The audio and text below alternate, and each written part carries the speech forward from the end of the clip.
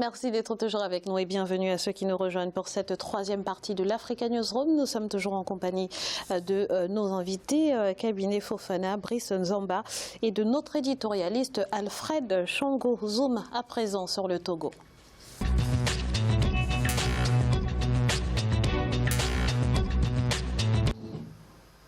Le Togo où les femmes cinéastes se sont rencontrées du 18 au 20 mars 2018 dans le cadre d'un festival au programme projection, promotion et masterclass. Compte rendu dans ce reportage d'Aimé Fakofi, notre correspondante à Lomé. La femme togolaise prête à relever les défis dans les métiers du cinéma. Elles sont une vingtaine à prendre part au Festival africain de films de femmes cinéastes, tenu à Lomé, la capitale togolaise, du 18 au 20 mars. Après plusieurs semaines de formation pratique, elles ont présenté le fruit de leurs travaux, entre autres des films et documentaires de 5, 13 et 26 minutes, écrits, tournés et réalisés par des femmes. J'ai fait la réalisation et la scénarisation. On a écrit les scénarios qu'on a réalisés nous-mêmes. Donc, voilà, les gens ont apprécié, ils ont aimé, ils nous ont encouragés à persévérer dans le domaine. Dans le projet FAPSI, je me suis intéressée à la scénarisation, puis à la réalisation. Ce qui m'a permis de créer le film Chemin de Croix. Ce que je voulais, c'était montrer à ces personnes, à ces porteurs de projets, ces futurs directeurs de production, réalisateurs, que nous sommes quand même dans une industrie avec des règles à respecter. Et donc je voulais leur faire part, donc leur expliquer comment ça marche en fait réellement pour réussir. Afin d'atteindre ces objectifs et pour cette première édition, les promoteurs du festival ont misé sur les modèles féminins qui font la fierté de l'industrie cinématographique au Togo, à l'image de Angela Akerebourou ou la scénariste Madi Foltek, à qui des distinctions honorifiques ont été décernées. Notre attente, c'était que le monde voie au moins des films qui ne sont tournés que par les femmes et dans la post-production par les femmes. Nous avons ces films. Aujourd'hui, nous sommes très fiers. Les films qui seront nominés ici sont les films que nous allons ramener pour compétir avec les films des autres pays. Le Festival africain de films de femmes cinéastes, c'est aussi des masterclass sur les métiers du cinéma et sur des thèmes innovants, à l'exemple de femmes et cybercriminalité, cinéma bleu et vert. Plus de financement pour un meilleur succès de ce festival est le souhait de ses promoteurs.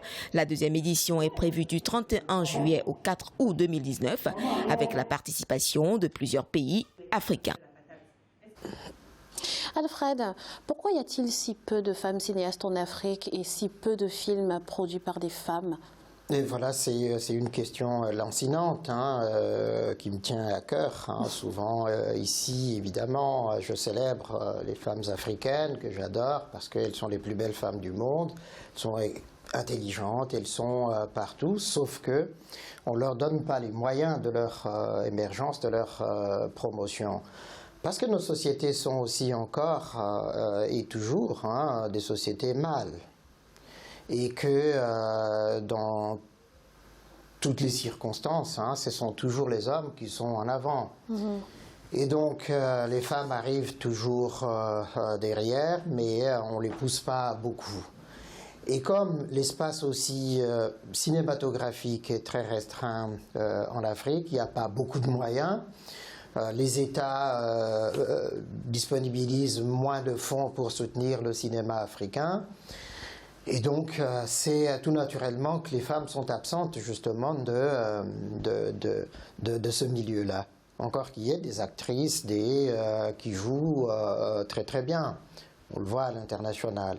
Et je pense effectivement que l'initiative qui est prise là par mon ama Ruben est une très bonne initiative. Et d'ailleurs, arrive à point nommé. Enfin, on se pose aussi la question de savoir pourquoi hier ça n'a jamais existé au fond. On dira, il y a le FESPACO, bien sûr, il y a le festival de Carthage, d'Alger, tout ce que vous voulez.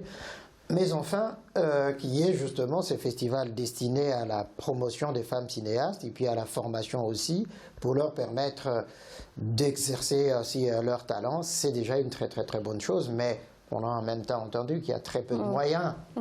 Alors, Monsieur Nzamba, Alfred l'a dit, au-delà des cinéastes femmes, c'est le cinéma africain qui est en panne, à l'exception peut-être du Nollywood ou du Maroc ou du Nigeria. Pourquoi est-ce que les gouvernements africains ne prennent pas en fait conscience que la culture peut être un véritable levier de croissance? Écoutez, ça c'est une question, je dirais, fort intéressante, mais cela sous-entendrait qu'il y aurait un domaine où les dirigeants africains prendraient à cœur. Mais j'aurais du mal à en trouver, moi. Donc ça fait que dans l'état d'esprit de l'élite dirigeante africaine d'aujourd'hui, je dirais que c'est logique. Voilà. Mais en revanche, c'est grave.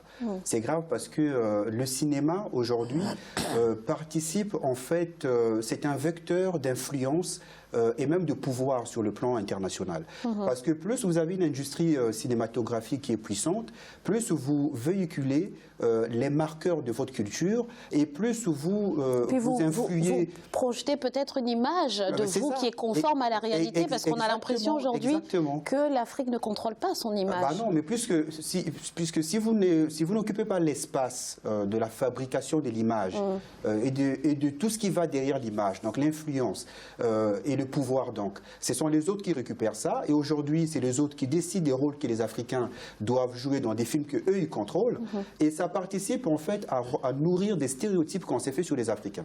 Donc, moi, je pense que, sur le plan de la vision, il faudrait penser au niveau de l'Union africaine, avoir un fonds dédié notamment à financer l'industrie cinématographique en Afrique. C'est déjà le cas, d'ailleurs.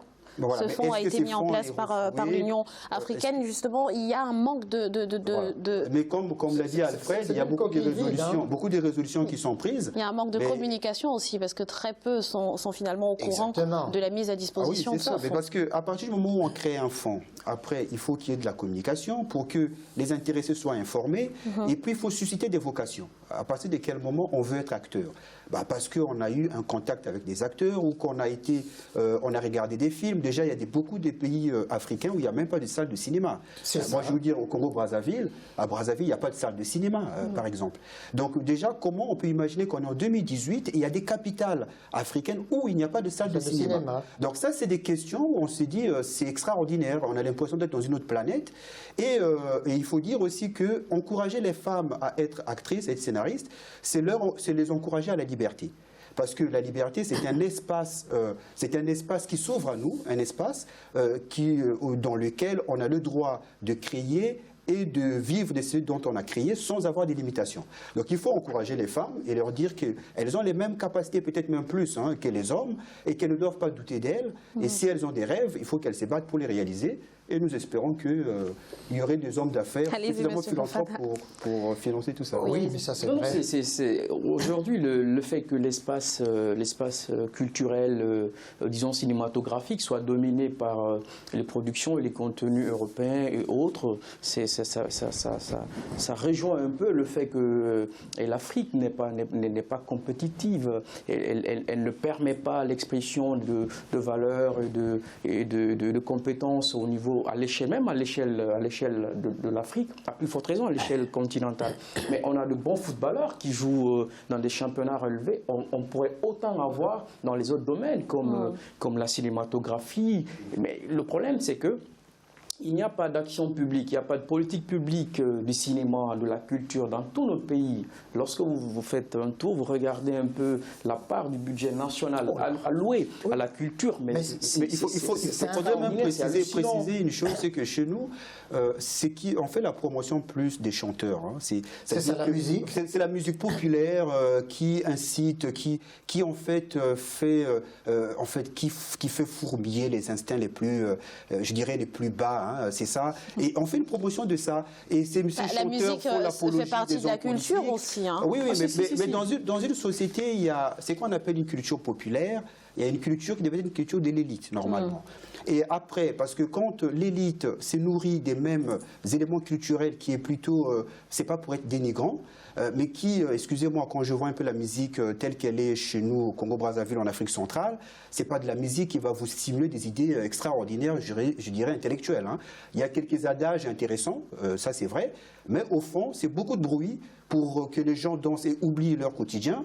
Et beaucoup d'apologie des hommes politiques. Voilà. Donc moi, oui, ça c'est le dévoiement effectivement de la musique, mais on a des musiciens comme Tikenja Fakoli, hein, très engagés, dans le combat, heureusement. Et un certain nombre d'autres voilà, qui ont compris cela, ou Magic System avec le FEMUA, et puis... tout comme on a également des productions cinématographiques qui sont très légères. Voilà, oui, on a revenu Et d'ailleurs, les écrans noirs, par exemple, de Basek Bakobio, c'est organisé. Mais alors là, à un moment donné, ça a été vraiment écran noir parce qu'il n'y avait pas de financement. Et je me disais, mais là encore, Paul Biya dort beaucoup. Hein, au lieu de financer justement. C'est un événement qui a lieu au Cameroun, mais Basek Bakobio se bat tout seul justement pour ramener du monde pour cet événement-là. Et je pense effectivement qu'on pourrait y mutualiser les moyens au lieu d'organiser autant d'événements autour du cinéma, puisqu'il y a le FESPACO qui est là, qui est l'événement continental par excellence. Ben, fédérer tout cela pour que telle année, ça se passe dans tel pays, que ça se passe dans tel autre pays, comme ça tourne partout et que ça ne reste pas simplement. Merci Alfred. C'est à présent la fin de cette émission. Monsieur Kabinet Fofana, merci d'avoir été avec nous. Je rappelle que vous êtes analyste politique. Merci madame. Merci à vous Monsieur Bresson Zaba d'avoir été avec nous. Je rappelle que vous êtes avocat.